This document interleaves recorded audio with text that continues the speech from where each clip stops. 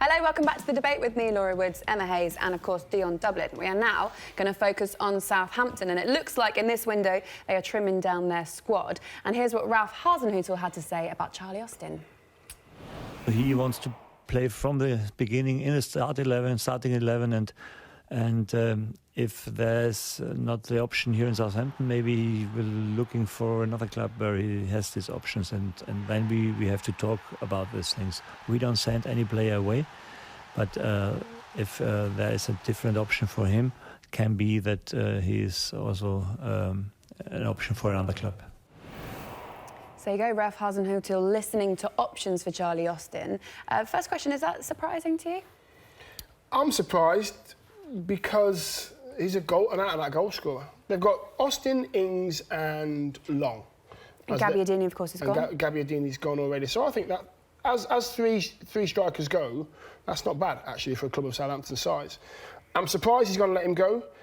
If Charlie's now saying, I've got to get away, I'm not happy being on the bench week in, week out, that's a different matter.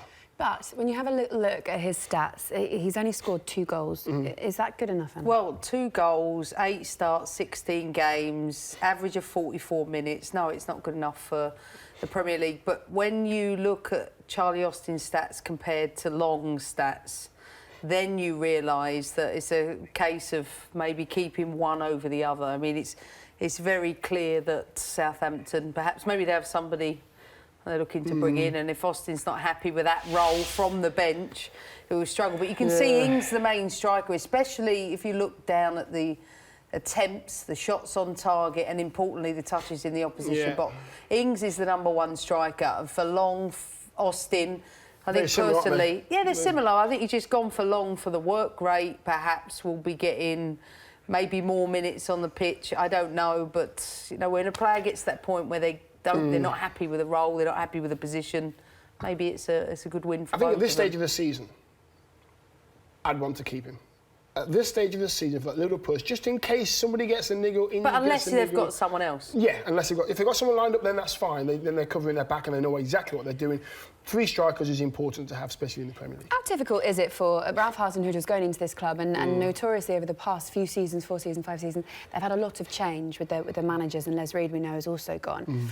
He's brought a new philosophy in there, which is probably what they needed. They need to start scoring more goals. But do you think that what he has done so far, I mean, he's got them out of the relegation zone, do you think it's moving in the right direction? Yeah, definitely. I think he's gone in, and I just think he's given the whole club and the players a bit of a shake, and he said, listen, come on.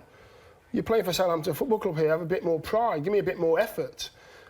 Enjoy the game, you know, play with passion, and I'll give you the boundaries, I'll tell you how to go and play out there, but just give me a bit more, enjoy yourself, lads, you know what I mean? You're a professional footballer. That's the basis of what he's gone in and done, and Redmond, I think, has been outstanding since he's come in. Redmond, he was on the bench and now he's starting more games and he's nicked a couple of goals, he's creating goals as well. Just re-energised the place. Yeah, I think exactly. The combination of that game against Arsenal was a fantastic advert, I think, for what he's trying to do there. Definitely. They're hanging in there, they're defending as a collective, and going forward they look more threatening than they have.